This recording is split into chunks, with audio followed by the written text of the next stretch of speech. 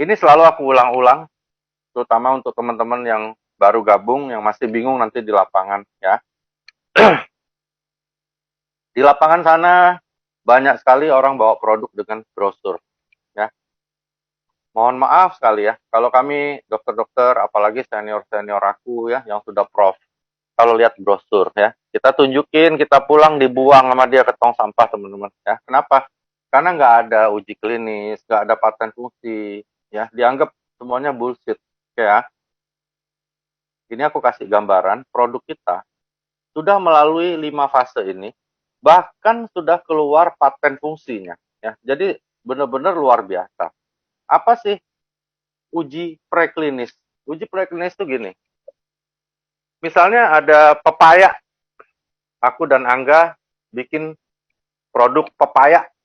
Dari buah pepaya, masukin sirup, kita bilang ini buah pepaya bisa melancarkan buang air besar. Misalnya. Itu aku tulis deh sama Angga di majalah, mungkin Medika, majalah Trubus, semua deh, di koran Kompas, itu jurnal, ya, jurnal, ya. Jurnal itu tulisan seseorang atau sekelompok orang tentang sesuatu, ya. Boleh nggak, misalnya ada supir taksi bikin tulisan tentang obat anti hipertensi yang dia bikin? Boleh.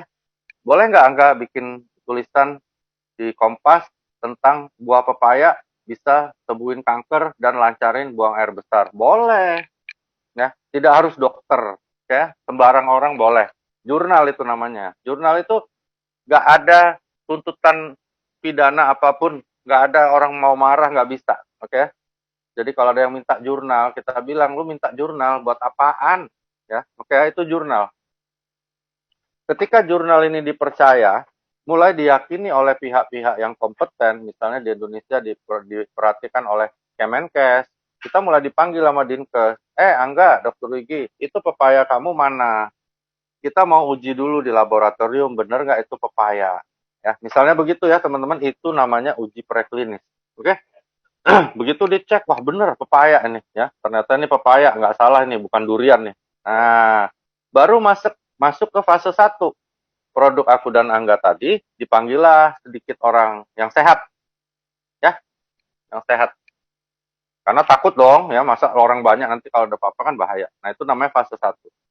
Ada orang sehat, dicobain nih. Kira-kira bahaya nggak? Ya, ada efek samping yang bahaya nggak? Dicobain deh. Tadi pepaya yang aku bikin sama Angga. Berhasil, ya, aman.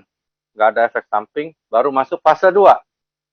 Ya, oke. Ada dipanggil orang-orang yang agak susah buang air besar, misalnya 20 orang, yang 10 orang dikasih misalnya obat dulkolak, yang 10 orang lagi dikasih dengan produknya Angga dan Dokter Luigi tadi yang pepaya. Dilihat, sama nggak hasilnya?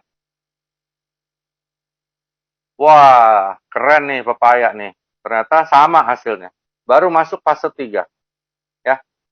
Dicari orang, banyak orang sakit, misalnya ada 2.000 orang yang susah buang air besar. Oke. Lalu dicobain tuh pepayanya. Nggak boleh ada satu orang pun yang tidak terjadi perbaikan sesuai dengan klaim dari aku dan Angga. Ya, misalnya 2.000 orangnya langsung buang air besarnya bagus semua. Baru naik ke fase 4, teman-teman. Produk itu boleh dipasarkan. Oke ya, dengan tentunya syarat dan ketentuan yang berlaku di negara tersebut. Setelah ini, baru kita minta paten fungsi.